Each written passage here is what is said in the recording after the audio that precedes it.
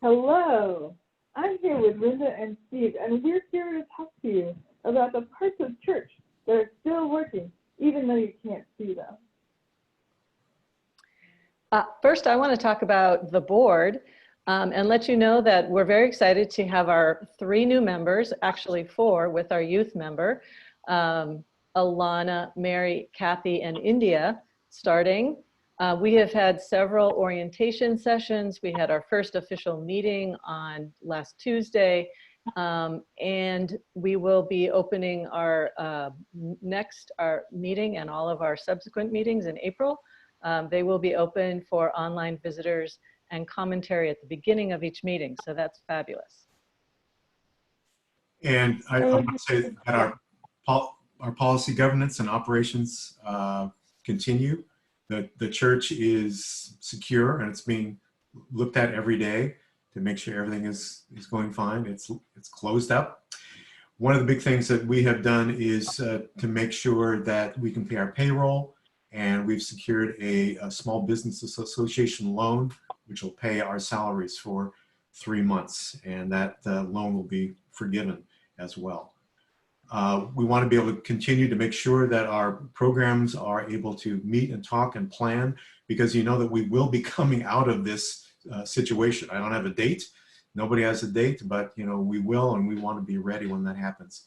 So I will be meeting with people to plan for a program council meeting, and so we'll have one big Zoom call on that. And we have and will continue to send out notices about how you can meet using Zoom.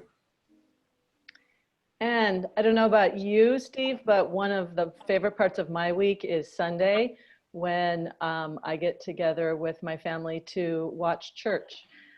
We've really been enjoying the varied and beautiful music, the embracing meditation, which is an interactive experience. We really appreciate the children's programs, Children's Chapel, the youth group that have been happening. The kids that I know have been participating and really enjoying it and really feeling together in this difficult time. And also the virtual coffee hour, where people are able to see each other and interact in real time. Those things have continued to gather steam as we practice, so I'm really excited about that. Also, I want to just give some information. If you don't know exactly the technical things I'm talking about when you hear them, just please feel free to write me an email and I'll connect you with support. So on Sunday mornings at 10:20, every week that we're sheltering in place, we'll be doing embracing meditation on Facebook Live. So you go to the church's Facebook page and you'll see the video happening and people commenting and interacting at the bottom in the comments. Everybody is welcome there. Then at 11:30, we have coffee hour on Zoom. You need the particular Zoom link for that, but it's really good to see folks and be able to chat. Depending on how many people are there, we can also divide into smaller groups so that we can have slower, more concentrated conversations. There are youth events on Sundays, as Rinda mentioned. Children's Chapel happens at 10 o'clock with Reverend Sherry. It's live streamed on Zoom. That's about 20 minutes or half an hour. Then at 10:30 is Club UU, 6th to 9th grade, with Maya Ibrahim Bartley on Zoom as well. Then 12 to 1 is the high school youth group. That's with Amy Carlson and the Youth Advisor team happening on Zoom. So all those things are happening on Sunday, and we would love to see you there. And then Steve is going to tell us a little bit more about pastoral care. So you probably received calls from one of the pastoral care associates, and they may have asked you whether you wanted to continue to get calls from them. If you want to do that, and if you need any sort of help, like having groceries delivered, we have plenty of people who have volunteered to be able to do things like that. So what you should do, if you need any of those things, a phone call or some help, contact through the email pastoralcare@uuoakland.org.